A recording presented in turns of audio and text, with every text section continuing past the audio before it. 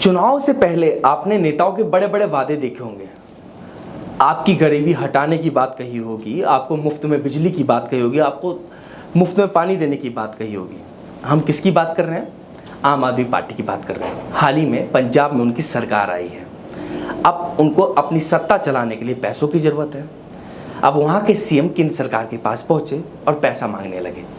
अब हाल ही में एक पत्रकार ने अरविंद केजरीवाल से यही सवाल पूछ लिया कि जब आपने बड़े बड़े वादे कर लिए थे तो आपको केंद्र सरकार से पैसा मांगने की क्या ज़रूरत है?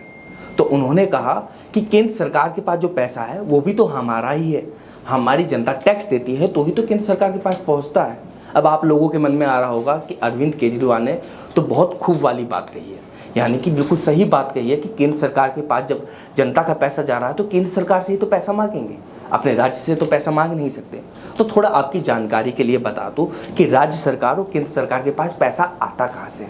आप और हम सभी लोग टैक्स भरते हैं। सुबह उठकर जो भी चीज़ आप खाते पीते हैं और रात को सोते समय दूध भी पीते हैं, उसका भी आप टैक्स पे करते हैं।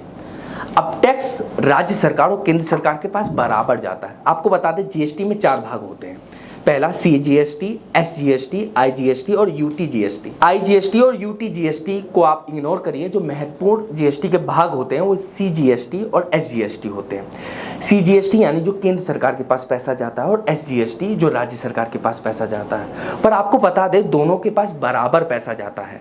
ऐसा नहीं है कि राज्य सरकार के पास कम और केंद्र सरकार के पास ज़्यादा जाता है। तो केंद्र सरकार के पास जो पैसा आता है वो बड़े बड़े हाईवे बनवाने में काम आता है, पर जो राज्य सरकार के पास आता है वो अपने राज्य की सेवा करने के लिए, यानी राज्य में जितने भी लोग हैं उनकी सेवा करने के लिए वो पैसा खर्च किया जाता है। जब राज्य सरकार में पैसा आ रहा है तो आपको केंद्र सरकार से पैसा मांगने की क्या जरूरत पड़ गई? तो या फिर ये मान ले हम कि जो आपने अपने राज्य में वादे किए हैं और जो आपके राज्य से पैसा आने वाला वो पर्याप्त नहीं है और उससे आप अपने राज्य की सेवा नहीं कर पाएंगे, इसलिए आपको केंद्र सरकार के आगे अपना हाथ फैलाना पड़ रहा है। तो केजरीवाल ने यहाँ पर साफ कहा कि हम जो पैसा मांग रहे हैं केंद्र सरकार से वो गलत नहीं मांग रहे हैं, हम अपना ही पैसा मांग रहे हैं। तो केजरीवाल जी थोड़ा समझिए कि जो आपने वादे किए हैं उतने ही वादे करिए जितने आप पूरे कर सकें।